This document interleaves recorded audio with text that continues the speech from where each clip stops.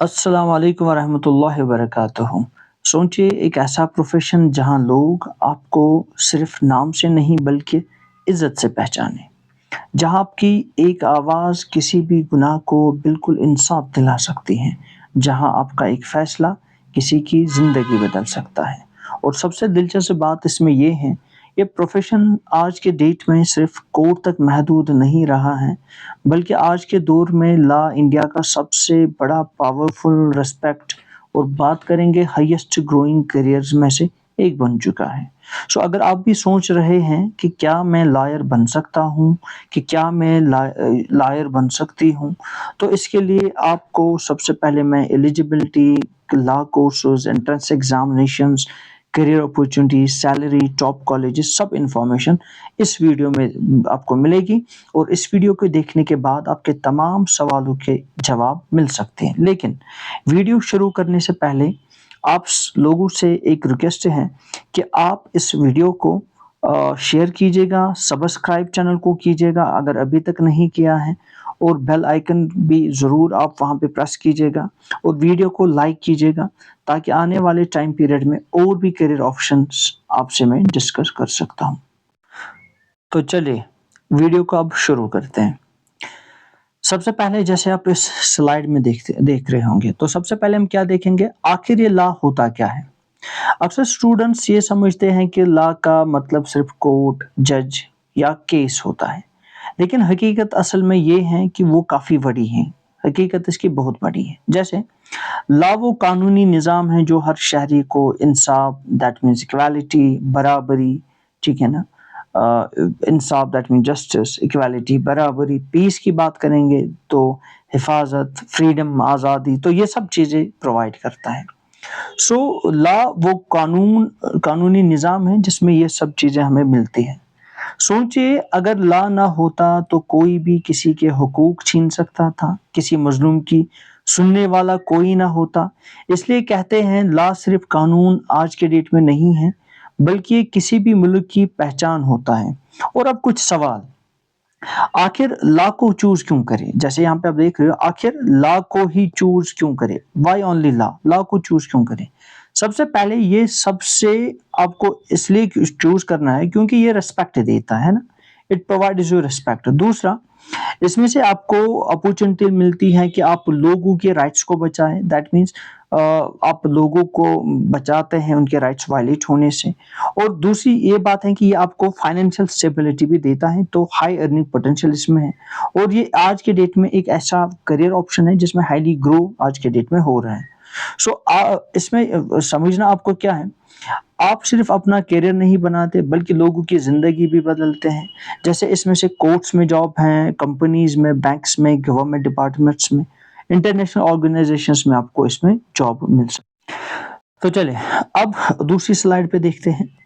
दूसरी स्लाइड पे है क्या, इसकी अब एलिजिबिलिटी की बात करेंगे और इसके कोर्सेज की बात करेंगे, ठीक है। तो चलिए देखते हैं क्या है इसकी एलिजिबिलिटी वगैरह। सबसे पहले एक इम्पॉर्टेंट सवाल है, क्या मैं लॉयर बन सकता हूं? तो इसका जवाब है बिल्कुल, आप लॉयर बन सकते हो। अगर आपने 12th किसी भी स्ट्रीम से किया हो, चाहे आर्ट्स हो, साइंस हो या कॉमर्स हो, किसी भी स्ट्रीम से किया हो, तो आप लॉ के लिए एलिजिबल हैं। अब आपके पास यहाँ पे दो ऑप्शंस होते हैं, ठीक है।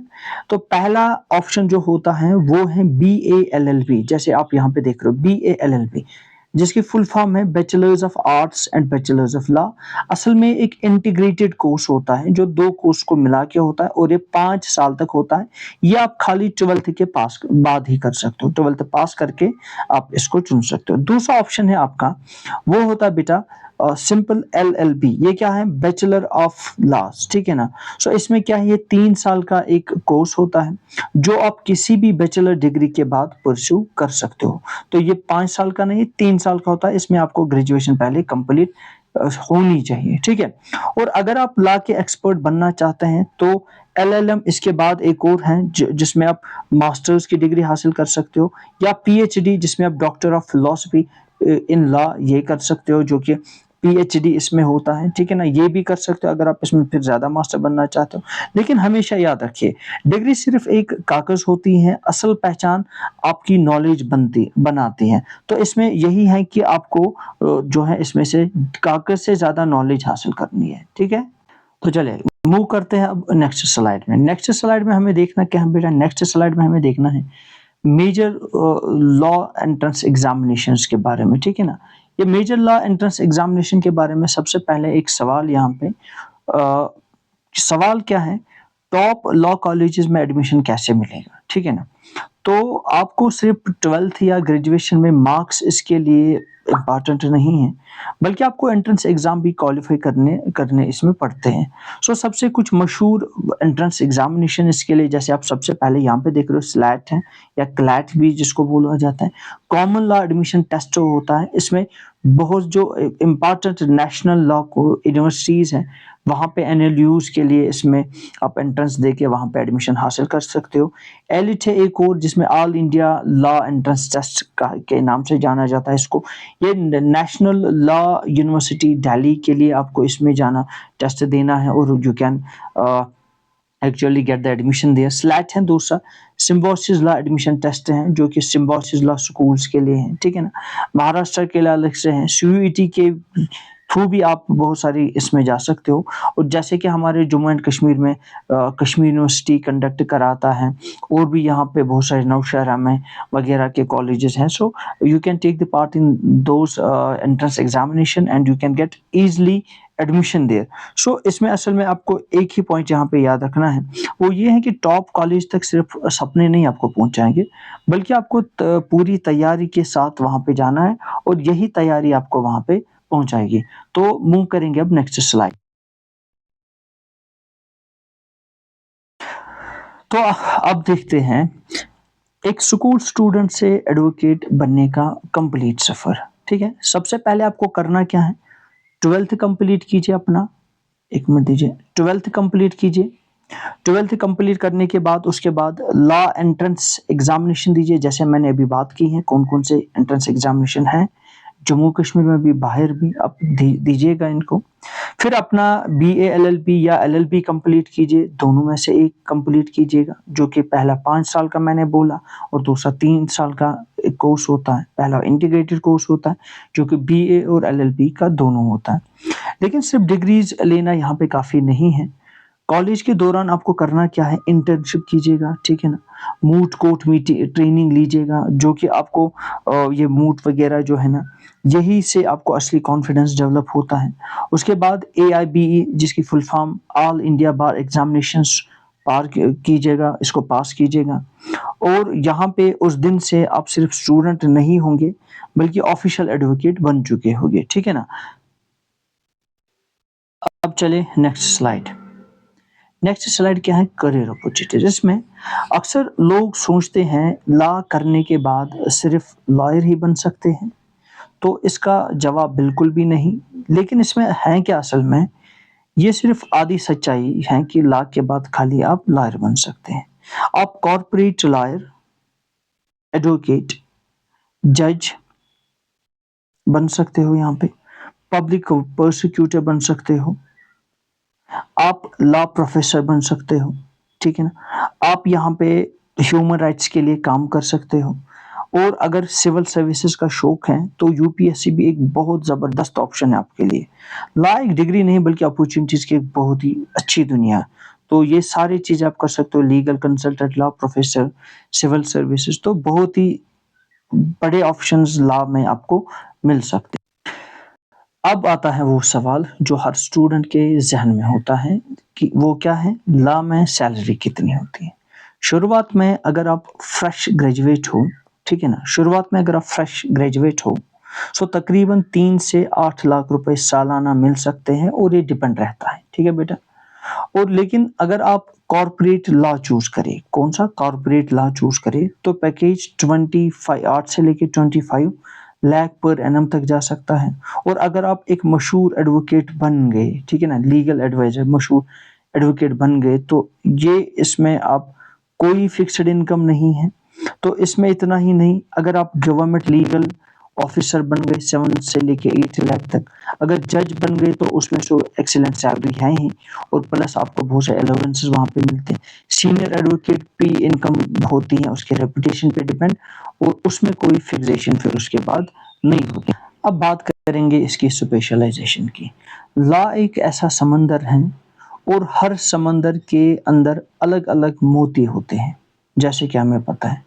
अगर आपको क्रिमिनल केसेस पसंद हैं तो you can become the criminal lawyer, और अगर आपको बिजनेस पसंद है तो आप कॉरपोरेट लॉ कर सकते हो। इसमें कॉरपोरेट लॉ में स्पेशलाइजेशन हो सकती है। और अगर आपको टेक्नोलॉजी के बारे में ज़्यादा जो है पता है और पसंद भी है तो आप साइबर लॉ कर सकते हो। अगर आपको एनवायरनमेंट से ज़्यादा प्यार है तो एनवायरनमेंट लॉ कर सकते हो। सो अगर दुनिया भर के कवानीन समझना चाहते हो तो आप इंटरनेशनल लॉ भी इसमें स्पेशलाइजेशन उसकी ले सकते हो। वैसे ही सिविल लॉ है, कॉन्स्टिट्यूशनल लॉ है, इंटेलेक्चुअल प्रॉपर्टी लॉ है, फैमिली लॉ है, टैक्सेशन लॉ है। सो स्पेशलाइजेशन की आपको दूसरे लॉयर्स से अलग पहचान देती है, तो स्पेशलाइजेशन इसमें बहुत ही इंपॉर्टेंट है। अब बात करते हैं उन कॉलेजेस की जो हज़ारों स्टूडेंट्स के सपने होते हैं। अगर आप जम्मू एंड कश्मीर से हैं तो यूनिवर्सिटी ऑफ कश्मीर, एक मिनट दीजिएगा, तो university of Kashmir, university of Jammu,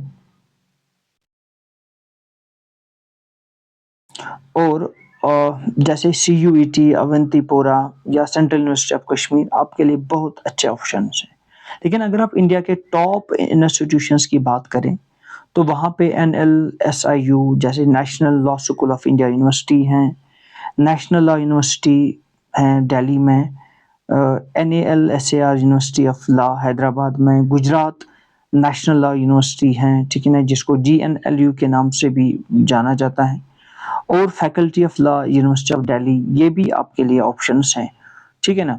लेकिन याद रखिए कॉलेज सिर्फ आप बिल्डिंग नहीं होता, वहाँ से आपका नेटवर्क, कॉन्फिडेंस और फ्यूचर तय होते हैं। तो कॉलेज आपके लिए एक इम्पॉर्टेंट मायने रखता है।